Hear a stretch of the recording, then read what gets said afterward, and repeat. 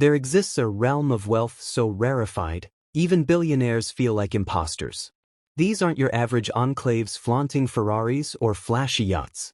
In these towns, luxury is defined by invisibility, legacy, and absolute control.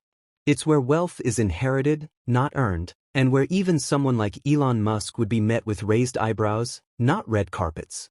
Let's begin with a coastal jewel where time stands still, not because it's sleepy, but because it's sacred to the unseen elite.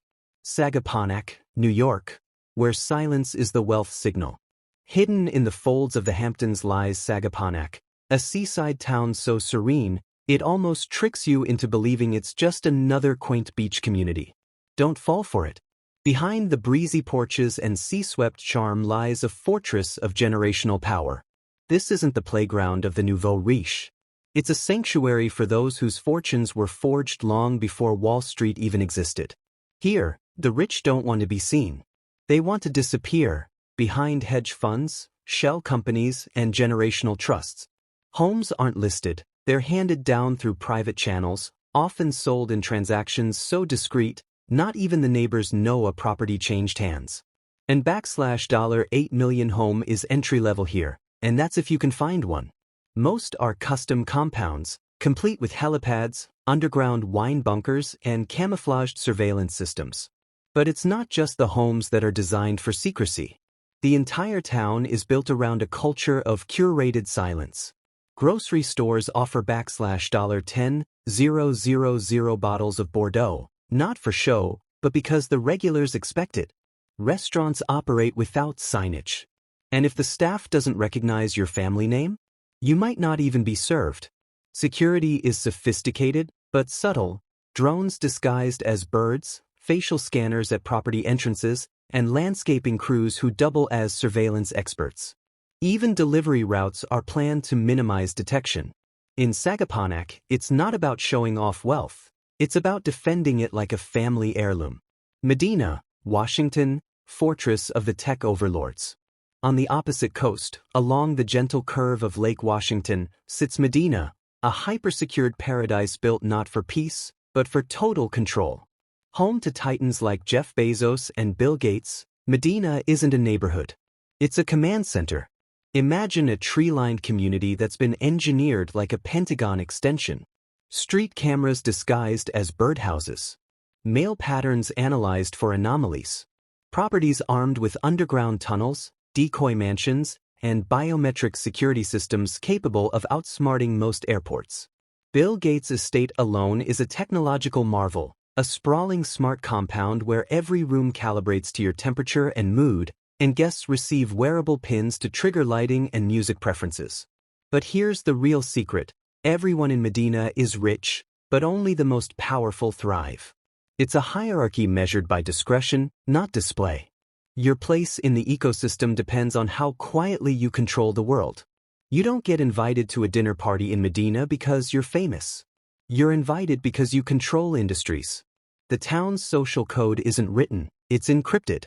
And if you break it, you're quietly iced out, your calls ignored, your invites revoked, your access severed. Paradise Valley, Arizona, the desert's disappearing act. Further south, carved between Arizona's Camelback and Mummy Mountains, is Paradise Valley, a place that calls itself Beverly Hills in the desert, but that's like comparing a supercomputer to a flip phone. Where Beverly Hills is about status on display, Paradise Valley is about power concealed. Here, homes are built not just above ground but beneath it, with basements legally allowed to exceed the footprint of the mansion. It's not unusual to find subterranean spas, vaults, and entire guest quarters hidden under the desert dust. The town banned commercial development long ago. No malls. No billboards. Not even public buses. Because commerce invites strangers. And in Paradise Valley, outsiders are a threat to the ecosystem. Even the street lights are customized to avoid disrupting the natural darkness, not for aesthetics, but to maintain surveillance shadows. Mail? Routed through private courier wings, where shell companies receive legal documents in armored drop boxes. The people who live here don't chase fame, they own the infrastructure that powers fame. Legacy oil families, hedge fund founders, and foreign royalty who rarely step outside. They don't just buy homes. They buy entire blocks to ensure no one can ever live next to them. Palm Beach, Florida, the Church of Old Money. If Paradise Valley is the desert's secret vault, Palm Beach is the East Coast's aristocratic stronghold, a fortress of etiquette, tradition, and bloodline. In Palm Beach, money alone won't get you in. You need legacy. The rules here aren't written in policy, they're etched into marble. Homes adhere to century-old design codes. Shrubs are clipped with military precision. And social clubs function like royal courts, with gatekeepers who know your family tree better than you do. Mar-a-Lago may dominate headlines, but among Palm Beach's true elite, it's considered gauche. The real institutions, like the Everglades Club, deny applications with silence. If you're not born into a name, you're socially exiled, no matter how wealthy you are. This is a town where some estates remain unoccupied for most of the year, yet are fully staffed, fully maintained, and stocked with fresh flowers daily, on the off chance the owner drops in for a night. Private security teams memorize license plates. The churches require invitations. Even real estate agents are selected by pedigree, not profession. Palm Beach doesn't welcome change. It enforces stillness. And in a world racing toward the future, that makes it both powerful and vulnerable. Atherton, California, the suburban illusion of supreme control. Just beyond the Silicon Valley sprawl lies Atherton, the most expensive zip code in America and the best-kept secret of the tech elite. On the surface, it looks ordinary, suburban, even modest. But Atherton's simplicity is its disguise, a deliberate veil masking a world of algorithmic wealth and engineered control. This is not a town of Bentleys and gold gates. It's a neighborhood of strategy. Homes here have matte black garages, native drought-resistant landscaping, and floor plans that resemble minimalist art pieces. Yet beneath those neutral facades are multi-million-dollar panic rooms, underground data vaults, and AI-powered surveillance systems that track every movement. Atherton's zoning laws prohibit sidewalks. Not a single business operates on public streets. That's not coincidence, it's a psychological barrier. No sidewalks means no strangers wandering by, no joggers from Palo Alto, no accidental tourists. Even the street numbers are shuffled to prevent accurate mapping. Security here doesn't drive SUVs with tinted windows. They walk the streets in disguise, as dog walkers, gardeners, and delivery drivers. Every plate is logged. Every delivery is time-stamped. Every home is a node in a quiet, coordinated network of invisible power. And while residents may wear Allbirds and hoodies, don't be fooled. These are the architects of tomorrow's world. The CEOs, VCs, and coders who built the apps you can't live without. Their kids attend private academies so exclusive, they don't even show up on GPS.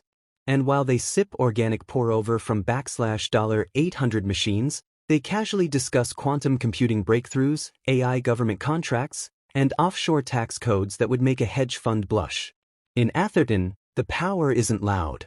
It's compressed, encrypted, and cloaked in humility. And that may be its only weakness, the illusion of normalcy.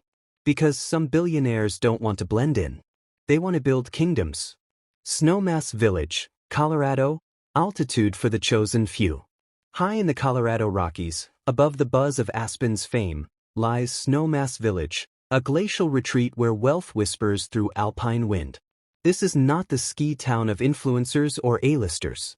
Snowmass isn't for attention seekers. It's for the ultra-elite who value isolation over opulence, and who are willing to spend millions just to be left completely alone. Ski slopes are reserved in full. Entire lifts are privately owned. Residents pay 6 figures annually, not for luxury, but for distance from Strangersa. The altitude, a natural filter, keeps the untrained away. Oxygen machines are common in guest rooms. One estate features oxygen-pumped bedrooms specifically designed for high-altitude business meetings where billion-dollar deals are signed while sipping glacier melt cocktails. These aren't just homes. They are engineered mountain bunkers, equipped with geothermal systems, heliports, wine cellars cooled by snow runoff, and floor-to-ceiling windows angled for maximum sunset alignment, not exposure. There are no clubs, no bars, no social calendars. Instead, gatherings are intimate, by firelight in ski chalets or on mountaintop terraces accessible only by snowmobile. And yes, residents valet their snowmobiles. Most locals aren't on Forbes. They bought their way off. Retired royalty. Oil empires in exile. Former tech CEOs who now manage empires in silence. Even the water, snowmelt infused with Alaskan glacial ice, is bottled and sold at $400 a glass. Not for hydration. For symbolism. But despite its atmospheric beauty and tailored silence, snowmass still answers to one unpredictable master, nature. Avalanches, windstorms, and elevation sickness remind even the most powerful that they are still on Earth. And some of them? They don't like that. Because for those who want complete environmental control, the next town doesn't just build in nature, it redesigns it. Montecito, California, paradise on mute. Tucked in the coastal hills east of Santa Barbara lies Montecito, a place where every moment is designed for tranquility and where the air itself feels filtered. This is where celebrities go to vanish, where tech moguls and royals seek not just escape, but reinvention. It's the town Oprah chose, the refuge where Prince Harry and Meghan Markle fled for peace. But even those names are rarely spoken aloud. Montecito operates on a single principle: frictionless existence. Every regulation, from building materials to sound levels, is designed to ensure perfect environmental harmony. Contractors are monitored for noise. Acoustic surveys are required before construction permits are approved. Even leaf blowers are regulated too early, and the homeowner gets fined. And that's just the surface. Beaches are gated. Hiking trails are under surveillance. Helicopters reroute to avoid disrupting canyon acoustics. Landscapers sign NDAs. Homes are styled like cottages but operate like fortified bunkers. Underground garages, hidden panic rooms, and biometric security systems that could rival military installations.